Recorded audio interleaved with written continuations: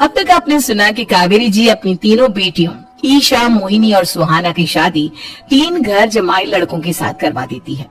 उन्हें लगता है कि ये लड़के शायद घर का कामकाज संभाल लेंगे, लेकिन उनके तीनों घर जमाई बहुत आलसी थे। वो नौकरी भी नहीं करते थे और बाहर का काम भी नहीं। कावेरी जी ने अपनी बेटियों से कहा कि वो प्रेगनेंसी का बहाना बनाकर अपने पतियों को सबक सिखाए। अब सुनिए आगे।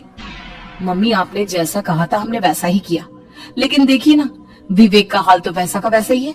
घर में ना सुबह का नाश्ता बनता है और ना खाना। नौकरी पर जाने की बात करूं तो खाने को दौड़ता है मुझे। हाँ मम्मी, मैंने भी सुमित को कितनी बार कहा कि अगर नौकरी नहीं करनी तो कोई छोटी सी दुकान ही खोल लो। घर का खर्चा कैसे चलेगा? देखो दोपहर के 12 बजने आए और जनाब अभी तक सो रहे हैं।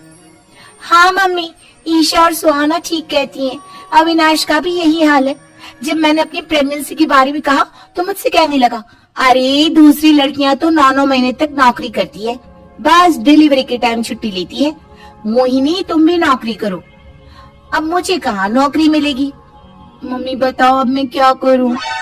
हे भगवान, क्या सोचकर घर जमाई दामाद लाई थी मैं कि मेरी बेटियां मेरे पास रहेंगी और खुश रहेंगी, लेकिन इन आलसी दामादों ने तो हमारी जिंदगी को भी प्रॉब्लम में डाल दिया है। मैं तो कहती हूँ मम्मी, हम लोग वापस अपनी जॉब पर जाना शुरू कर देते हैं। बता देते हैं इन लोगों को कि हमने प्रेगनेंसी का बहाना किया है। नहीं नहीं बेटा, ऐसी गलती भी मत करना। अगर तुमने ऐसा किया तो इन तीनों की आदत और खराब हो जाएगी। अरे आज नहीं तो कल कभी तो तुम प्रेग्नेंट होगी, तब वापस यही प्रॉब्लम आएगी। तब क्या करोगी तुम तीनों? हाँ मम्मी, आपकी बात तो बिल्कुल सही है। इन लोगों को तो सुधारना ही पड़ेगा। लेकिन कैसे? अपने बच्चों के आने की खबर सुनकर भी इन लोगों पर कोई असर नहीं हो रहा। पैसे कमाने के लिए घर से बाहर निकलना ही नहीं चाहते ये तीनों। अब मेरे दिमाग में एक प्लान आया है। तुम तीनों चिंता मत करो, उन तीनों को बुलाओ, फिर मैं बात करती हूँ। थोड़ी देर बाद कावेरी जी अपने तीनों दामादों को सामने बुलाकर अपनी बात कहना शुरू करती हैं। अविनाश, सुमित और विवेक, देखो बेटा, मैं ना तुम तीनों से बड़ा प्यार करती हूँ, इसीलिए तो तुम्हें घर जमाई बनाकर रखा है मैंने। अरे मम्मी जी, सीधे सीधे कहिए ना, क्या बात है? प्यार तो हम भी आपको बहुत करते हैं।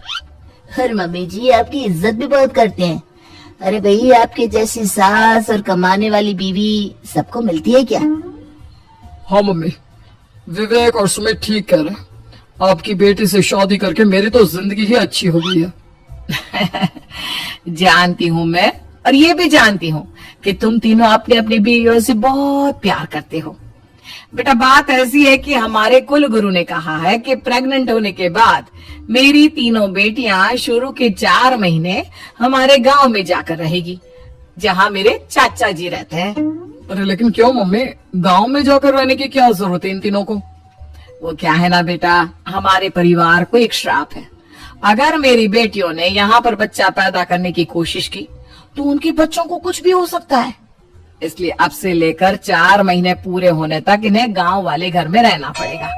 हाँ, तो इसमें प्रॉब्लम क्या है मम्मी जी? हम भी वहाँ जाकर रहेंगे, पिकनिक बनाएंगे। अरे भाई, बीवी जहाँ हम भी वहाँ। हाँ यार, आइडिया तो बहुत अच्छा है। शहर की जिंदगी में रह रहकर परेशान हो चुके हैं, अब कुछ दिन गांव में बिताएंगे। तुम लोग समझने की कोशिश क्यों नहीं करते? तुम में से कोई भी वहां नहीं जा सकता, और मैं यहाँ रहूंगी ना तुम तीनों के साथ। 4 महीने की तो बात है, उसके बाद ये तीनों ही लौट कर आ जाएंगी। ठीक है मम्मी जी, अब हमारे बच्चों का सवाल है तो ये तो करना ही पड़ेगा। कावेरी अपनी तीनों बेटियों को कुछ दिन के लिए घर से बाहर कहीं दूसरे शहर में रहने के लिए भेज देती है। कुछ दिनों के बाद, अरे मम्मी जी, बहुत दिन से पिज्जा नहीं खाया, मंगवाइए ना। क्या बताऊं बेटा, पहले तो बेटियां खर्चा दे देती थी क्योंकि उनकी नौकरी थी, लेकिन अब तो मेरे पास पैसे ही नहीं बचे। थोड़े बहुत पैसे हैं जो बच्चों की डिलीवरी में काम आएंगे। लेकिन मम्मी जी, आपकी बेटियों को वापस आने में तो अभी बहुत वक्त बाकी है। वही सोच सोच कर परेशान हो रही हूँ। सोच रही हूँ कल से दूध भी बंद करवा देती हूँ। अब दूध वाले को देने के लिए पैसे भी तो नहीं है ना। अरे नहीं नहीं मम्मी जी, अगर दूध भी बंद करवा दोगी तो मुझे चाय कहाँ से मिलेगी? और चाय के बिना मैं तो मर ही जाऊंगा। क्या करूं बेटा, इसके अलावा हमारे पास कोई ऑप्शन नहीं है। मेरे पास पैसे ही नहीं बचे। इस तरह कावेरी जी धीरे धीरे अपने तीनों दामादों को पैसे देना बंद कर देती हैं और घर में खाने पीने की चीजें लाना भी बंद कर देती है। अब वो तीनों बुरी तरह से परेशान होने लगे थे और इसलिए एक दिन तीनों प्लान करके घर से बाहर निकलते हैं और बाजार में जाने के बाद यार अच्छा खाना खाए हुए कितने दिन हो गए, पता नहीं कब अच्छा खाना मिलेगा।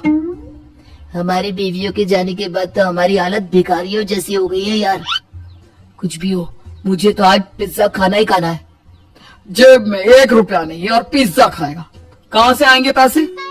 अरे देख वहाँ सामने बोर्ड पर क्या लिखा हुआ है, कंप्यूटर पर काम करने के लिए एक आदमी की आवश्यकता है। भाई मैं तो जा रहा हूँ, काम करूंगा और शाम तक पैसे लाकर आराम से पिज्जा खाऊंगा। जा जा, तुझे कोई काम नहीं देने वाला, हम तो घर जा रहे हैं। चल भाई सुमित। सुमित और अविनाश वहाँ से चले जाते हैं और विवेक उस कंप्यूटर शॉप पर सारा दिन काम करके 5,000 रुपए कमा कर घर लौट कर आता है और अपने खाने के लिए अच्छी अच्छी चीजें भी लेकर आता है। ये देखकर विवेक और सुमित के दिल में भी कुछ पैसे कमाने की इच्छा जागती है। अरे सुबह सुबह कहाँ चल दी है तुम? मम्मी जी एक बहुत अच्छी जगह मिली है, कंप्यूटर पर काम करने के 5,000 मिले थे कल मुझे। अगर रोज काम करूंगा तो पूरे 40,000 की तनख्वाह। अरे वाह, ये तो बहुत अच्छी बात है दामाद जी, आपको जाना ही चाहिए। सुमित और अविनाश विवेक को इस तरह तरक्की करते देखकर परेशान हो जाते हैं और वो दोनों भी काम की तलाश में निकल पड़ते हैं। धीरे धीरे उन दोनों को भी काम मिल जाता है। अब कावेरी के तीनों दामाद छोटी मोटी नौकरी करके अच्छा पैसा कमाने लगे थे। एक दिन कावेरी उन्हें अपने पास बुलाती है। अरे वाह, विवेक 40,000 कमा लेता है, अविनाश 60,000 और सुमित तुम भी 40,000 के आसपास कमा ही लेते हो। कुल मिलाकर तुम अच्छे खासे पैसे कमा रहे हो बेटा। हाँ मम्मी जी, बहुत मजा आता है जब महीने के एंड में मोटी रकम हाथ में आती है। पूछिए मत मम्मी जी, घर में रहकर रोटी बना बनाकर और तो जैसा महसूस होने लगा था मुझे तो। हाँ बेटा, तुम तीनों की बात तो बिल्कुल ठीक है और जानते हो अब तुम तीनों की पत्नियां भी वापस लौट कर आने वाली है। लेकिन मम्मी जी अभी तो उन्हें गए सिर्फ 2 महीने हुए हैं, आपने तो कहा था वो 4 महीने के बाद लौट कर आएंगी। ऐसा कुछ नहीं है बेटा, मैं सिर्फ तुम तीनों को सबक सिखाना चाहती थी कि आदमी घर में बैठकर बीवी की कमाई खाता हुआ अच्छा नहीं लगता। इस दुनिया में हर इंसान को मेहनत करनी चाहिए, काम करना चाहिए, चाहे वो औरत हो या आदमी, ताकि अपने परिवार को संभाल सके। कावेरी की बात सुनकर उन तीनों को अपनी गलती का एहसास होता है और कावेरी उन्हें सच बता देती है कि ईशा, सुहाना और मोहिनी शहर में ही कहीं दूसरी जगह रह रहे थे। शाम के वक्त उन तीनों की पत्नियां लौट कर आ जाती है और कावेरी जी का परिवार एक खुशहाल परिवार की तरह रहने लगता है।